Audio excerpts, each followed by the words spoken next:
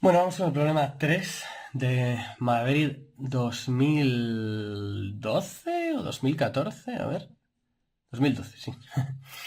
Es un problema de efecto Doppler relativista. Entonces lo primero que vamos a hacer es deducir la fórmula del efecto Doppler relativista antes de empezar con el problema, ¿vale?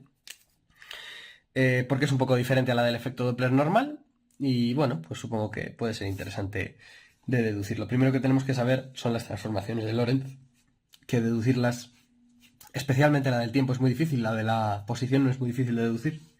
De hecho la hago en un momento, pero la del tiempo la vamos a poner directamente porque es muy complicada.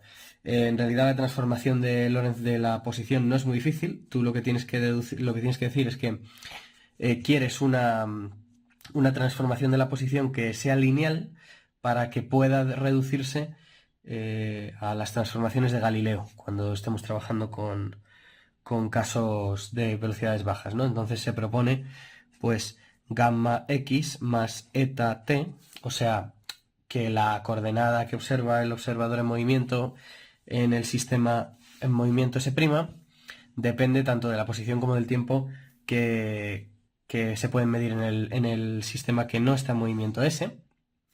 Y entonces en este caso luego lo que haces es, o lo que tienes en cuenta, es que el sistema S' en su o sea, tiene su coordenada x igual a 0, ¿de acuerdo?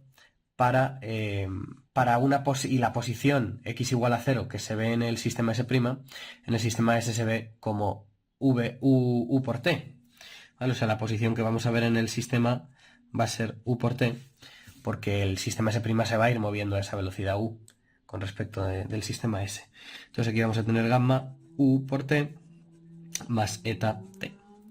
Y entonces de aquí, como vemos, el tiempo se nos marcha y nos queda que eta es igual a menos gamma u. Teniendo eso en cuenta y realimentando la ecuación con esto, tenemos x' igual a gamma x menos gamma ut, es decir, gamma x menos ut. Y luego hay que utilizar algún argumento más para deducir cuál tiene que ser el valor de esta constante gamma. Pero como todo el mundo sabrá, gamma es igual a 1 partido por la raíz de 1 menos u cuadrado partido por c cuadrado. Me voy a ahorrar el deducir esto porque yo creo que se alarga mucho y además no tiene mucho que ver en concreto con este efecto. O sea, ya es sabiendo que sabemos todas estas cosas que vamos a hacer el efecto relativista. Pero bueno, como esto es sencillo de deducir, pues ahí lo tenéis. Vale, entonces, ahora, ¿cómo deducimos la fórmula del efecto Doppler relativista? Pues bien, lo primero que tenemos que tener en cuenta es que tenemos que conocer las transformaciones. Aquí tenemos una de las transformaciones. También necesitamos conocer cómo se transforma el tiempo. El tiempo se transforma de la siguiente forma: gamma t menos ux partido por c cuadrado, ¿vale? Esto hay que conocerlo. Si no lo conocemos, pues no se puede deducir la fórmula. También nos podemos, obviamente, aprender la fórmula final de memoria y ponerla.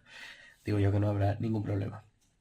Bien, entonces tenemos estas dos transformaciones y luego lo que vamos a hacer es que vamos a describir la fase de una onda en el sistema de referencia que está quieto como omega t menos kx y en el sistema de referencia en movimiento como omega prima t prima menos k prima x prima. Ahora, si tenemos en cuenta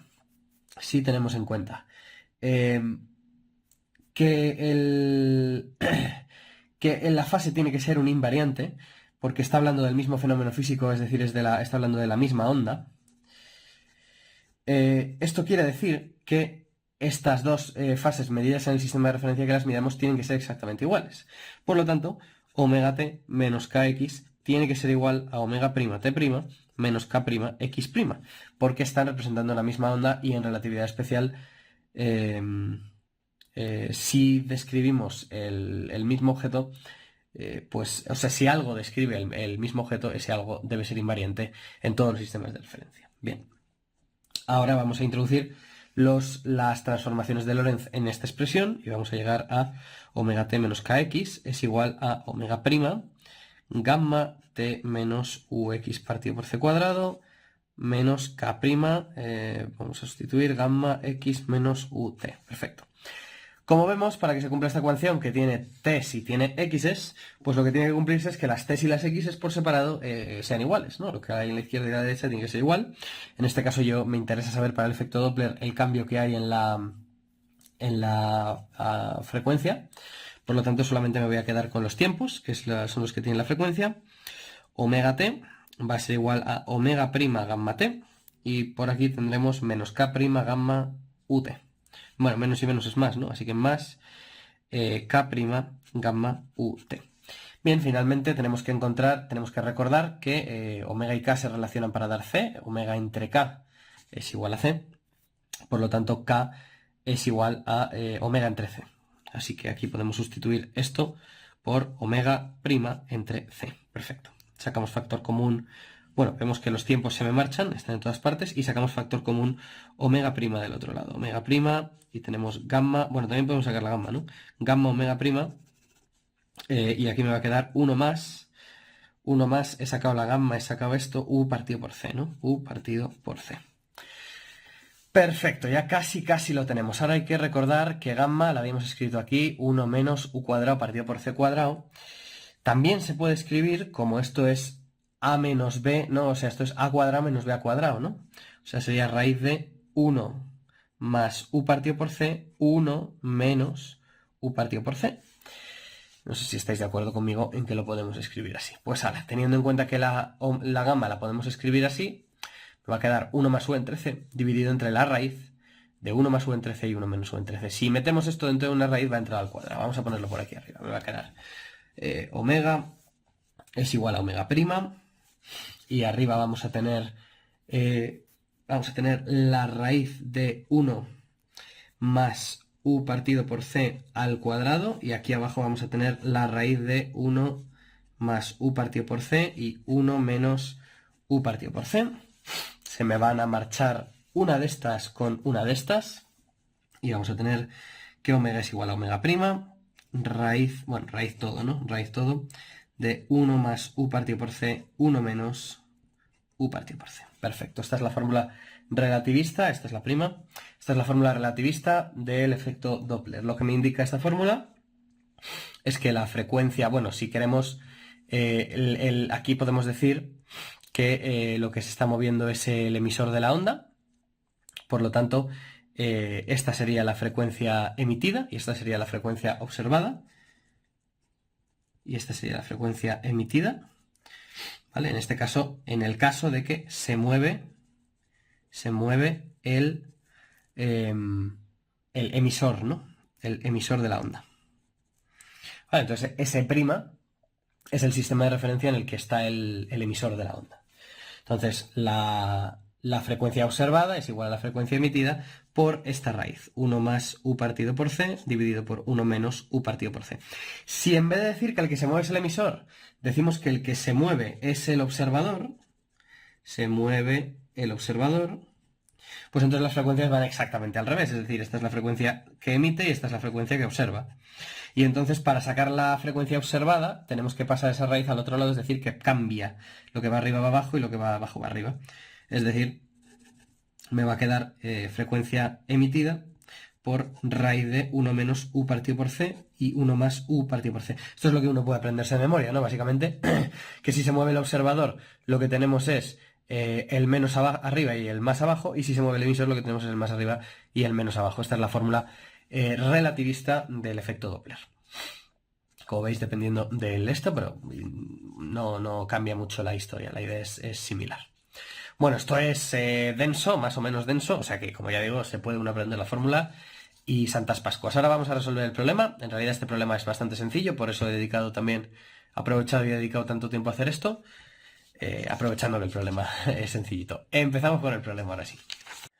Bien, pues visto cuál es la fórmula relativista, que como hemos dicho es frecuencia observada igual a frecuencia emitida por 1 menos v partido por c y 1 más v partido por c.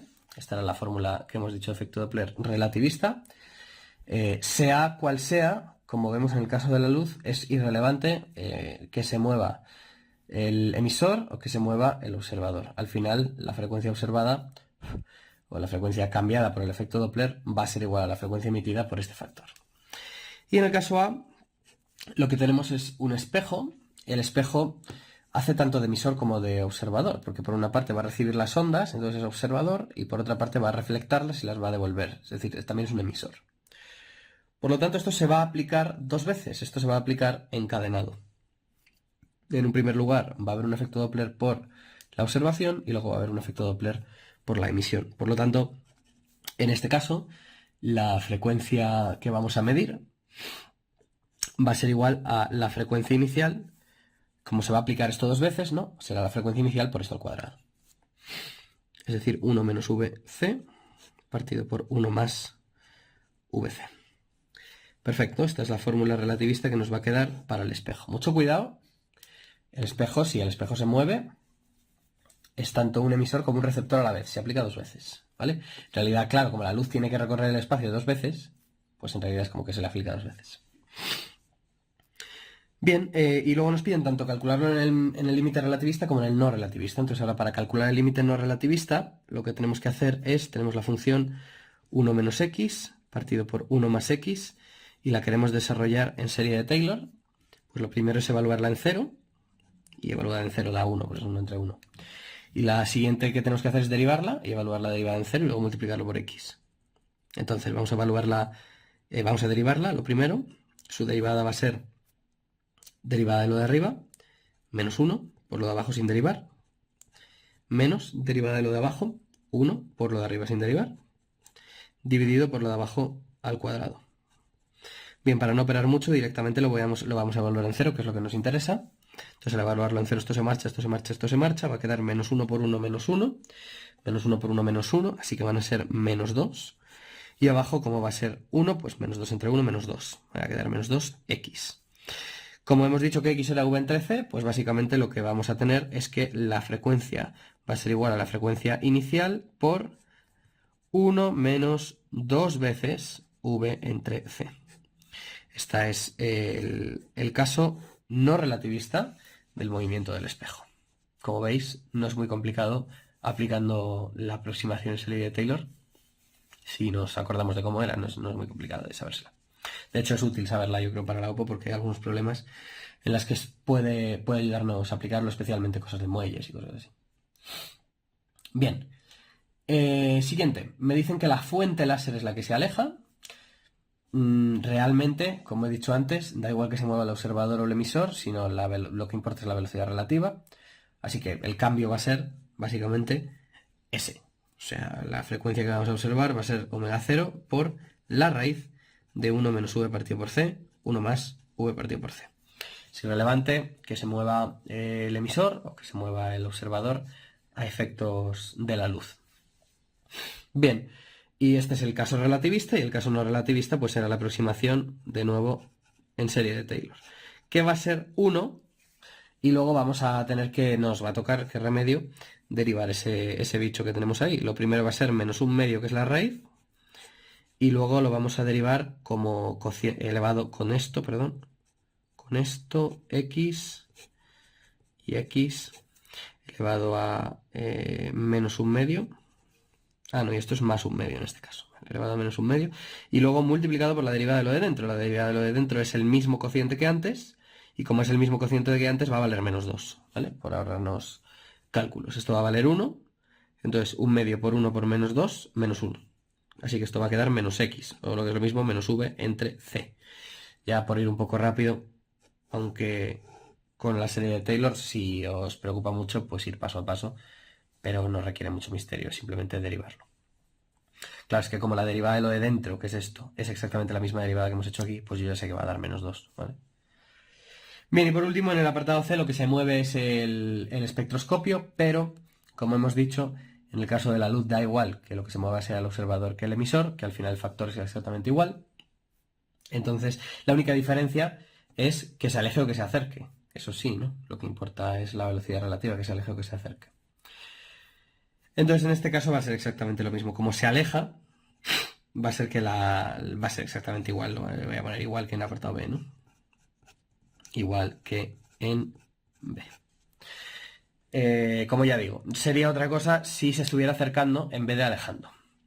Porque en ese caso sí que habría que cambiar los signos, ¿no? O sea, en vez de alejarse sería acercarse y los signos serían al contrario. Bien, vamos a comprobar esto. La frecuencia sería una frecuencia menor. Si se está alejando la frecuencia... pues igual he puesto los signos al revés, ahora estoy cayendo, ¿no? Porque si se está alejando, lo que tiene que ocurrir es que la frecuencia se tiene que alargar. No se tiene que acortar. Creo que he puesto... creo que he hecho todo con los signos al revés. Pero todo lo demás, por no volver a grabar lo que ya grabado este problema muchas veces, lo voy a dejar así.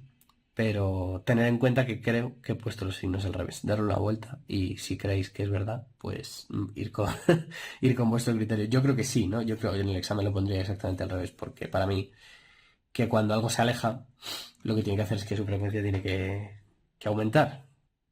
No, no, no. Cuando algo se aleja, su frecuencia tiene que disminuir. No, no, está bien, está bien, está bien.